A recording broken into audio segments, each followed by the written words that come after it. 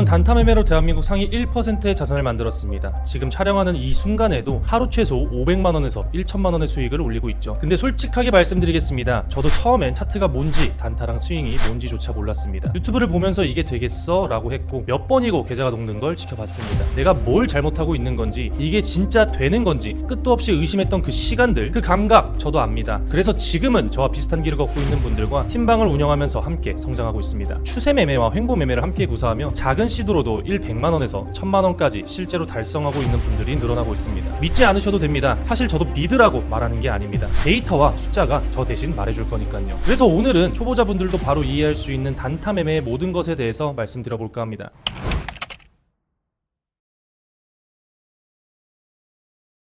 단타의 정의, 마인드셋, 기술적 분석, 그리고 리스크 방어법, 이 네 가지를 제대로 이해하고 자기 것으로 만드신다면 지금보다 분명히 다른 매매를 하실 수 있습니다. 첫 번째, 단타가 뭔지부터 제대로 짚고 가겠습니다. 많은 분들이 단타를 그냥 빠르게 사고 파는 것이라고 알고 계세요. 틀린 말은 아니죠. 근데 그 이해로는 절대로 돈을 못 봅니다. 단타, 정확히는 데이 트레이딩이라고 하죠. 하루 안에 매수와 매도를 완결짓는 매매 방식입니다. 오늘 산 걸 오늘 팝니다. 다음 날로 포지션을 넘기지 않아요. 왜 이게 중요하냐고요? 시장에는 오버나이트 리스크라는 게 있습니다. 쉽게 말하면 내가 잠든 사이에 시장이 바뀌는 위험이에요. 미국 증시가 폭락하거나 갑자기 어떤 기업의 악재가 터지거나 환율이 요동치면 내가 들고 잔 종목이 다음날 아침 개파락으로 시작할 수 있습니다. 단타는 그 리스크를 원천 차단합니다. 오늘 장 마감 전에 무조건 정리하니까요. 그럼 스윙이랑 뭐가 다르냐? 스윙은 며칠에서 몇 주, 길게는 몇 달을 보유하는 매매입니다. 큰 추세를 타고 천천히 수익을 누적하는 방식이죠. 반면 단타는 하루 안에 생기는 작은 파동을 공략합니다. 단타의 특징을 정리하면요, 세 가지예요. 첫째, 보유 시간이 짧습니다. 짧으면 몇 분, 길어도 당일장 마감 이내. 두 번째, 작은 수익을 여러 번 반복합니다. 한 방을 노리는 게 아니죠. 자, 세 번째, 진입과 청산의 타이밍이 생명입니다. 종목 선정보다 매매 기술이 더 중요하죠. 여기서 많은 초보자분들이 오해하는 게 있어요. 단타는 그냥 감으로 하는 거 아니야? 절대 아닙니다. 오히려 반대예요. 감으로 하면 100% 깨집니다. 단타는 규칙 기반의 반복 게임이에요. 내가 세운 조건에 맞을 때만 들어가고 정해진 기준에서 나옵니다. 감이 아니라 원칙입니다. 두 번째, 마인드셋입니다.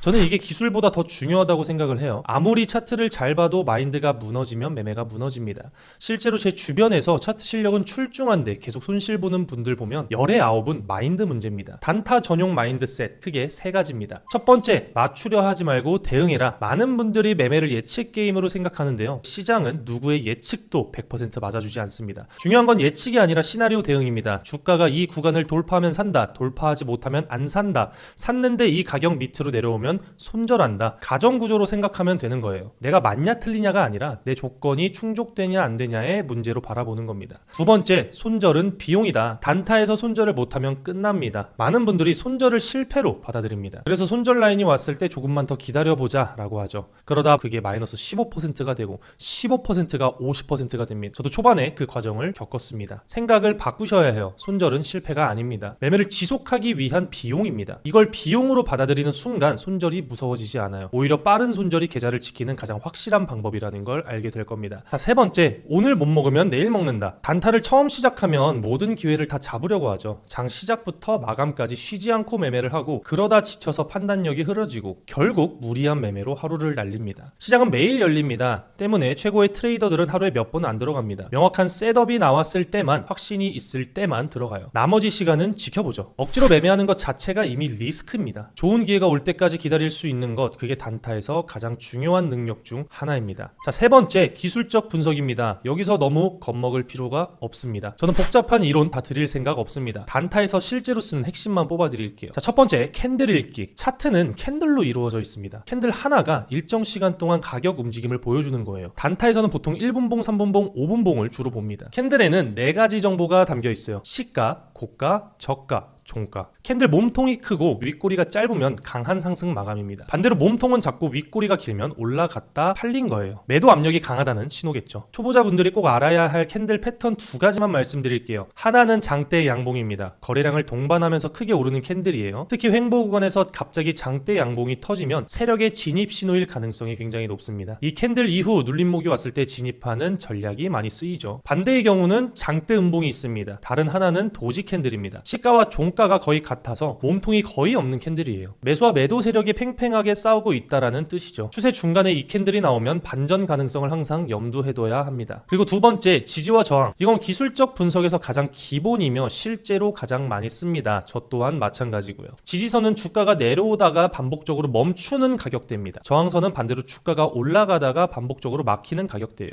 왜 이게 반복이 될까요? 바로 사람들의 심리 때문이죠. 예를 들어 어떤 주식이 1만 원에서 반복적으로 반등했다고 해봐요. 그러면 많은 투자자들이 1만 원은 사야 하는 자리라고 기억을 합니다. 다음에 또 1만 원이 오면 매수세가 몰리고 그게 다시 지지선을 만들어요. 차트는 결국 수많은 사람들의 심리가 그린 그림입니다. 단타에서 지지와 저항을 쓰는 실전 방법은 굉장히 간단해요. 매수 관점에서 저항선에서는 매수를 자제하거나 보유 중이라면 익절을 고려합니다. 지지선에서는 매수 진입을 검토하되 지지선이 무너지면 손절합니다. 자, 세 번째, 거래량. 차트에서 가격만 보는 분들이 많은데요. 거래량은 가격만큼 중요합니다. 아니, 어떤 상황에서는 더 중요하죠. 예를 들어 주가가 올랐는데 거래량이 없으면 신뢰하기 어렵습니다. 소수의 매수로 만들어진 허수 상승일 수가 있어요. 반대로 거래량이 평소보다 3배, 5배 터지면서 주가가 오르면 그건 많은 참여자들이 사고 있다라는 뜻입니다. 훨씬 신뢰도가 높아요. 뭔가 이유가 있을 가능성이 높고 그 이유를 확인하면서 매매에 활용하는 겁니다. 자, 네 번째, 이동평균선, MA라고도 하죠. 일정 기간 동안의 평균 가격을 선으로 이은 겁니다. 단타에서 주로 쓰는 건 5일선, 21선 이 두 가지입니다. 5일선은 단기 추세를 보여줍니다. 주가가 5일선 위에 있으면 단기 강세, 아래에 있으면 단기 약세죠. 21선은 중기 추세를 보여줘요. 보통 세력들이 가장 신경 쓰는 선이라고 알려져 있습니다. 실전에서는 이렇게 씁니다. 주가가 21선 아래로 눌렸다가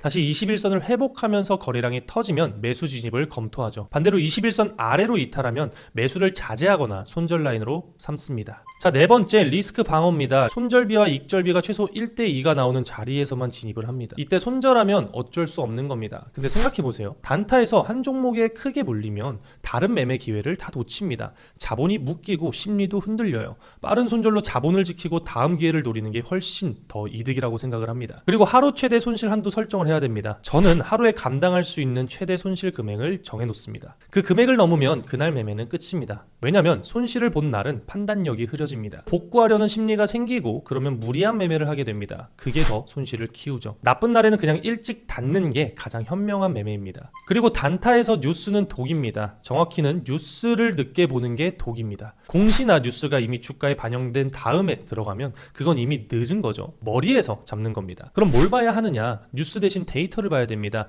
데이터는 감정이 없어요. 숫자 그 자체입니다. 그래서 뉴스보다 훨씬 객관적이고 선행지표로 쓸 수 있는 경우도 많아요. 해외 선물을 보신다면 investing.com, 핀비지를 기본으로 쓰세요. 나스닥 선물, S&P 500 선물, 달러 인덱스, 국제 유가까지 한눈에 볼 수 있습니다. 코인 매매를 하신다면 코인리스, 글래스노드, 코인게코, 코인베이스 등의 사이트를 참고하시면 좋을 겁니다. 자, 오늘 핵심을 전부 정리해드렸습니다. 단 아는 것과 실행하는 건 다릅니다. 오늘 배운 걸 실전에서 한 번씩 적용해 보시고 안 되는 부분은 다시 돌아와서 확인해 보세요. 다음 영상에서는 제가 실제로 어떤 종목에 어떠한 매매 방식을 적용해서 단타 매매를 몇 번 진행하고 어떻게 수익을 쌌는지 실시간으로 모두 보여드릴 예정이니까 놓치고 싶지 않으시다면 구독과 좋아요 부탁드립니다. 궁금한 점은 댓글로 남겨주세요. 감사합니다.